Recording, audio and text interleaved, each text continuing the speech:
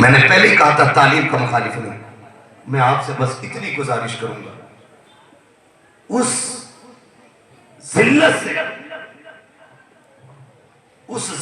سے جو بیٹی گھر چھوڑ کے دھرم بدل کے غیر کے بستر پہ جا کے لیٹ گئی، ایسی ذلت سے گھر میں بیٹی کا جاہل رہنا بہتر ہے. اور ہم ہو سکتا ہے کوئی میری تقریر پہ آنے والے دنوں میں کمنٹ کر کے کہے کہ یہ بیٹیوں کو جاہل رکھنے کی بات کر رہا ہے. نہیں، تعلیم کا سب سے پہلا تصور دیتا ہی اسلام ہے. ہم کیوں منع کریں؟ لیکن آپ سے چند باتیں کرنی ہے مجھے، آپ سے چند باتیں. ہم نے نا پیسہ کمایا نا، تو ہم نے میرج ہال بنایا، شاپنگ مال بنایا. ہم نے پیسہ کمایا نا تو ہم نے فیکٹریاں ڈالی. ہم نے پیسہ کمایا ہے نا تو ہم نے بزنس بڑھایا. کاش ہم نے پیسہ کما کے قوم کی بچیوں کے لیے ایک تہذیب اور حیا والا انگلش میڈیم اسکول اور کالج بنایا ہوتا. یہ ہم نہیں کریں گے. برا مت ماننا، ہماری قوم نے پوری زندگی مزاروں کے پتھر چمکائے. مزار ٹھیک ہے، بزرگوں کے مزارات بھائی سے برکت ہے، مگر آپ سے میں کچھ سمجھانا چاہتا ہوں. یہ سارے علماء بیٹھے ہیں، ان کی موجودگی میں کہہ رہا ہوں، گنبد کتنی بھی قیمتی بنا لو، گارنٹی نہیں ہے اس سے مزار والا راضی ہو جائے. جتنا چاہو قیمتی گنبد بنا لو، جتنا چاہو مہنگا کلش چڑھوا دو اس پہ، شاید اس سے مزار والا راضی نہ ہو. بیٹیوں کے لیے حیا کی جگہ تعلیم کے لیے ادارے قائم کرا دو، خدا کی قسم مزار والا بھی راضی ہو جائے گا، ساتھ میں مدینے والا بھی راضی ہو جائے گا. ہم نے بتایا ہی نہیں، ہم نے کہا ہی نہیں کبھی تعلیم پہ فوکس کریں. 70 سال کی بھول ہے ہماری یہ، 70 سال ہم نے یہ گمنامی میں کاٹ دیے اور یہی سوچ کے جیتے رہے بھائی کٹ رہی ہے بس اپنی تو کیا ہے. آج سر پہ آ گئی یہ تو عقل لگی ہے.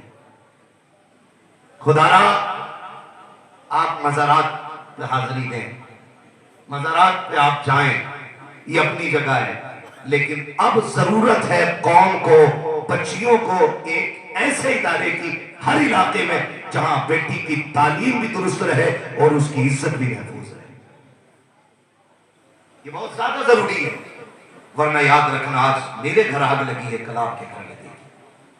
آج آپ کے گھر لگی ہے، یہی آگ سلگتے سلگتے میرے گھر بھی آنی ہے، میرے گھر بھی آنی ہے. کتنا جگرا ہو گیا بچیوں کے اندر کہ وہ جہنم جا کے خرید رہی ہے. جن کی بچیوں کو دوزخ پڑھایا گیا تھا آج وہ بھول گئی دوزخ کا عذاب کیا ہے. تو باپ کہتا مولوی ذمہ دار ہے. نہیں جی، مولوی کا کام کہنا ہوتا ہے، عمل کرانا ہم سب کی اپنے گھر کی ذمہ داری ہوتی ہے. اور ایک وجہ اور ہے، گھر کی اور بیٹیوں کی عزت کی بربادی میں سب سے بڑا ہاتھ بھائی کا بھی ہے. یا تو بھائی بہن سے یہ سودا کر چکا ہے کہ تو میرے عیبوں پہ پردہ ڈال، میں تیرے عیبوں پہ پردہ ڈالوں، یا پھر بھائی اتنے نشیڑی ہو گئے ہیں کہ وہ شراب اور نشے اور نیند کی گولیوں میں دھت ہو کے سوتے رہتے ہیں. بہن رات کے 3 بجے کہاں فون کر رہی ہے کسی کو مطلب نہیں ہوتا ہے.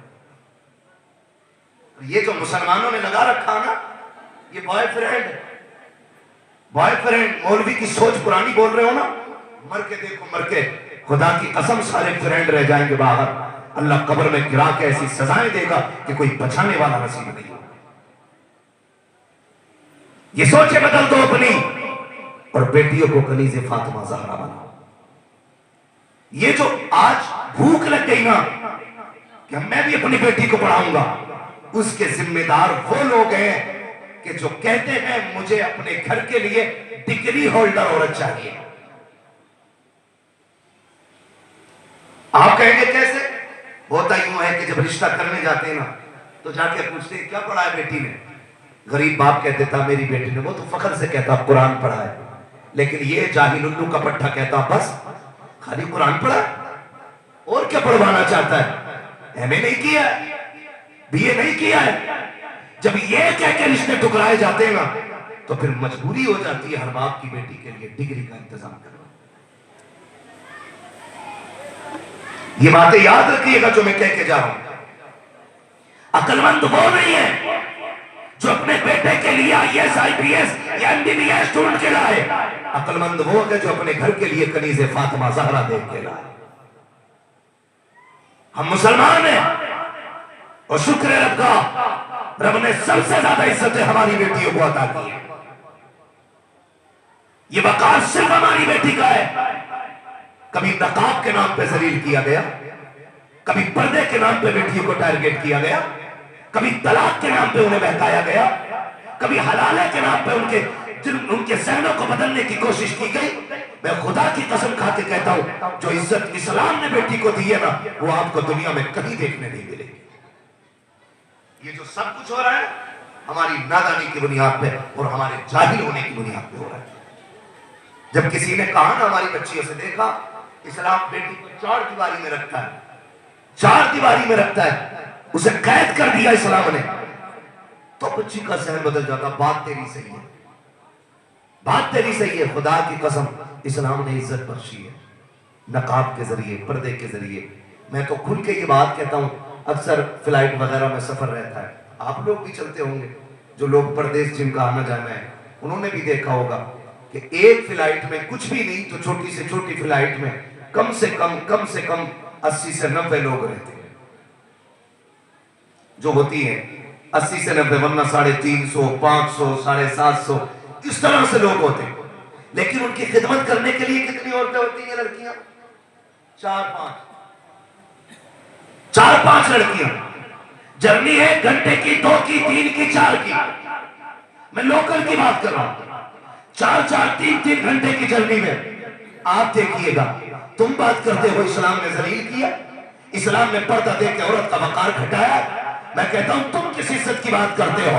عورت کا حق ہے کہ وہ خود جا کر کے اپنے سیلفش رکھے، خود اپنے آپ کو سنبھال سکے. تم اسے آزادی کہتے ہو. تم نے ڈگری دلائی، کیا بنا کہ میری بیٹی ایئر لائنز میں ہے، میری بیٹی فلاں ایئرپورٹ پر ہے، میری بیٹی فلاں ایئرپورٹ میں، چل میں تیری کلائی پکڑ کے لے کے چلتا ہوں. مجھے بتا تو سکی. تم یہ کہتے ہو کہ اسلام نے بیٹی کو گھر کے اندر رکھ کے گھر کی نوکرانی بنا ڈالا ہے. میں دعوے کے ساتھ کہہ سکتا ہوں پورے گھر کے اندر یا تو 12 ممبر ہوں گے، 18 ممبر ہوں گے، 20 سے زیادہ کسی گھر کے اندر ممبر نہیں ہوں گے. ان 20 لوگوں کے لیے اگر 4 بچیاں کھانا بناتی ہیں تو تم انہیں غلامی کہتے ہو. کیا کہو گے ان 4 بچیوں کے بارے میں جو 250 لوگوں کے آگے پیچھے پانی لے کر کے ٹہل رہی ہے؟ کسی کو پانی کی ضرورت ہے، جا کر کے پوچھ رہی ہے. خدا کی قسم، اور بات یہی تک نہیں رہ جاتی، تنخواہ تب دی جائے گی جب کپڑے ان کی منشا کے ہوں گے، تنخواہ تب دی جائے گی جب رہن سہن ان کے طریقے کا ہوگا، اور یہ بھی تنخواہ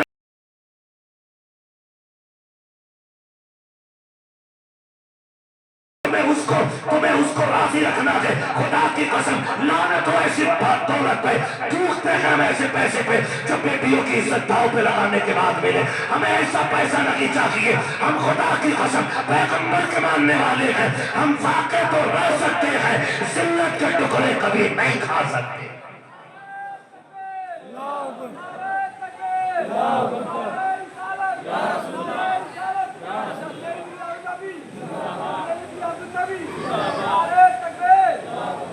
تو بھائی اپنی بچیوں کو دین کی تعلیم دے، اور اگر شوق ہے نا پڑھانے کا تو جتنا پیسہ تم نے نا اپنے شوق اور ناجائز کاموں میں خرچ کیا نا، یہ بتاؤ ہمارے اس علاقے میں سال بھر میں کتنے جلسے ہوتے ہیں؟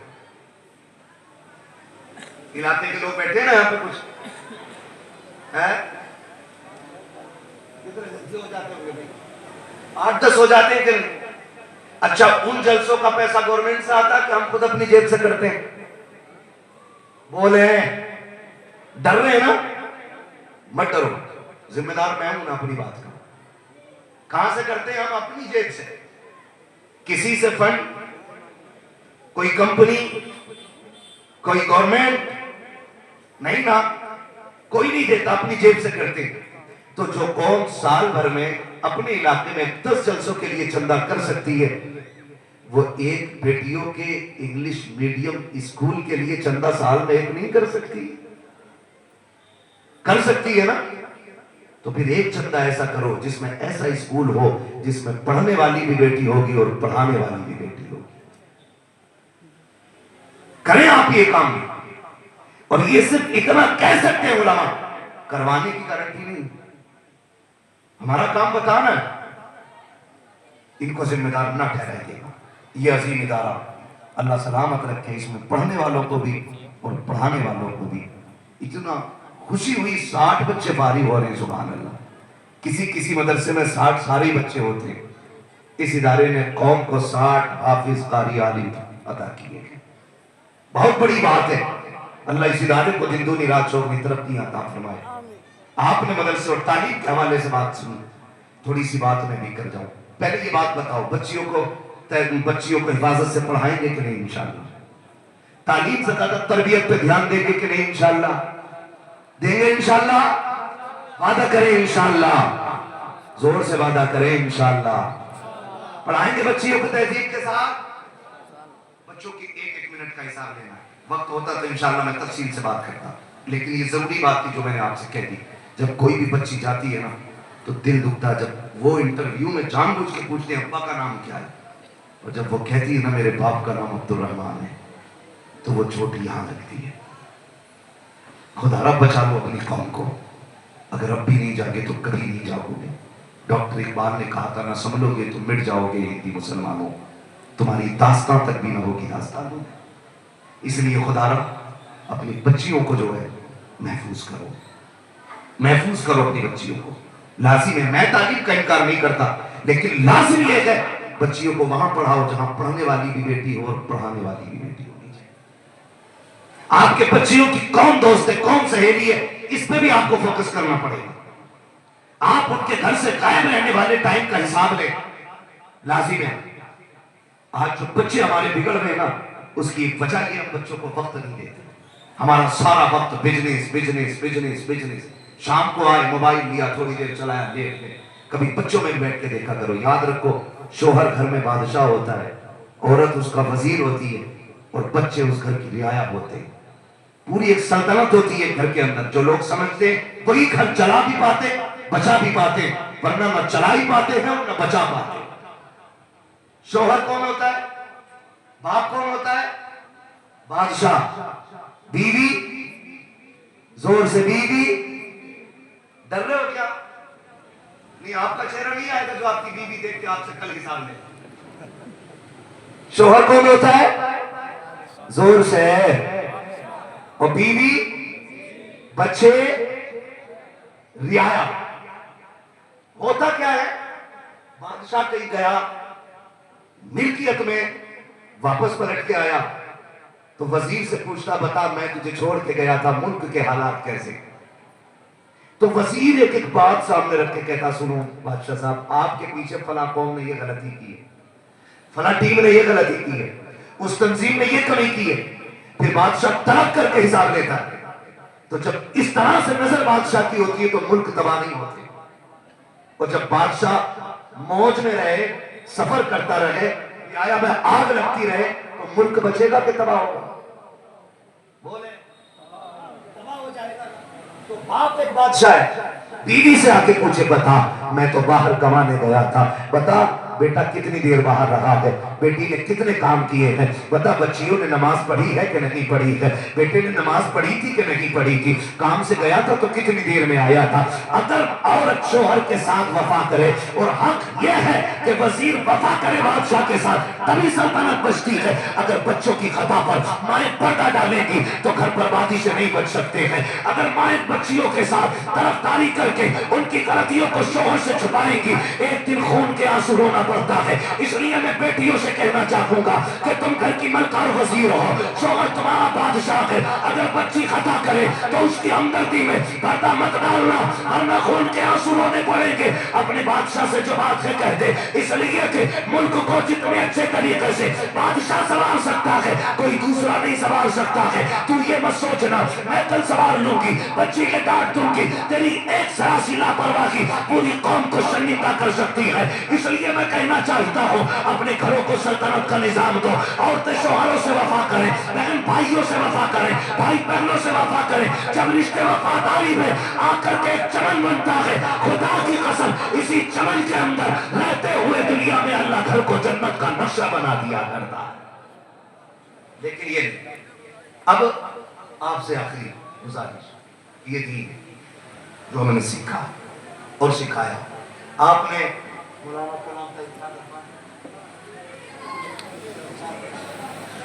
ارشاد ربانی بنارسی صاحب, ان سے بھی آپ نے گفتگو سنی. میں بس آپ کو اتنا سمجھانا چاہتا ہوں یہ ادارے آج ضرورت ہے نا, لگ بھگ قرآن پڑھتے بھی ہیں سنتے بھی ہیں سبھی لوگ. کوئی قرآن سے اتنا دور نہیں ہے کہ جو قرآن ہی کو بھول بیٹھا ہو. قرآن پڑھتے بھی ہیں سنتے بھی ہیں. ایک تیسرے کام کی ضرورت ہے, قرآن پڑھتے بھی ہیں سنتے بھی ہیں. گزارش ہے قرآن سے عشق کیا جائے, قرآن سے پیار کیا جائے, قرآن سے محبت کی جائے. جب بندے کو کسی چیز سے محبت ہو جاتی ہے تو وہ اس کے بغیر رہتا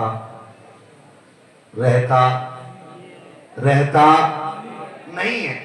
جب ہمیں قرآن سے محبت ہوگی نا تو ہم قرآن کے بغیر رہ نہیں پائیں گے. محبت بڑی چیز ہوتی ہے, بڑی چیز ہوتی ہے. یہ محبت بندے کو خدا تک پہنچاتی ہے. تاریخ میں بہت بڑا نام ہے حضرت عبداللہ ابن مبارک, سنا ہوگا شاید آپ نے. حضرت عبداللہ ابن مبارک فرماتے ہیں کہ میں اپنے جوانی کے دنوں میں ایک لڑکی پہ عاشق ہو گیا, عشق کر بیٹھا. کہتے ہیں جب مجھے لڑکی سے عشق ہوا نا میں رات کو اس سے ملنے جایا کرتا تھا.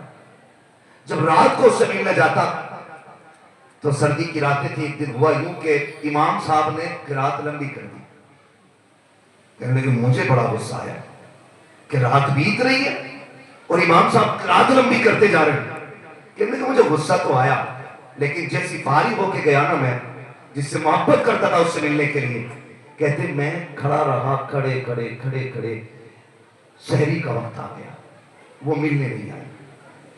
بہت غور سے میری بات سنی, وہ ملنے نہیں آئی. کہتے پھر میرے دل نے کہا مجبوری رہی ہوگی, کوئی پریشانی آ گئی ہوگی. اس لیے کہ جس سے محبت کرتا نا بندہ کبھی اس پہ غصہ نہیں آتا, کبھی اس پہ غصہ نہیں آتا. آپ نے نہیں دیکھا کہ پرائے بچے کو آدمی 3-4 تھپڑ مار دیتا فرق ہی نہیں پڑتا, اپنے کو باپ 2 تھپڑ مار کے بھی رونے بیٹھ جاتا. یہ محبت ہوتی ہے. تو کہنے لگے جب سحری کا وقت ہوا وہ آئی, اس نے آ کے کہا مجبوری تھی میرے گھر مہمان ہے, میں آج آپ کے ساتھ بیٹھ نہیں سکتی. کہتے اس نے اتنا کہا میں ملاقات کر کے چلا. کہتے کسی اور نے نہیں, میرے دل نے اندر سے کہا, میرے ضمیر نے اندر سے کہا عبداللہ ابن مبارک ہے سن تو صحیح, ایک لڑکی کے لیے رات کاٹی جا سکتی ہے, خدا کے لیے تہجد میں پوری رات نہیں گزاری جا سکتی ہے. اس کے لیے رات کاٹی تو کیا ملا, کاش خدا کے لیے رات کاٹ دیتے. کیسے اس خیال کا آنا تھا, بس پھر دل قرآن سے لگ گیا, دل قرآن سے لگ گیا. پھر اللہ نے اپنے وقت کا ولی کامل بنا دیا, اپنے وقت کے محدث بھی بنے, بہت بڑے علامہ بنے.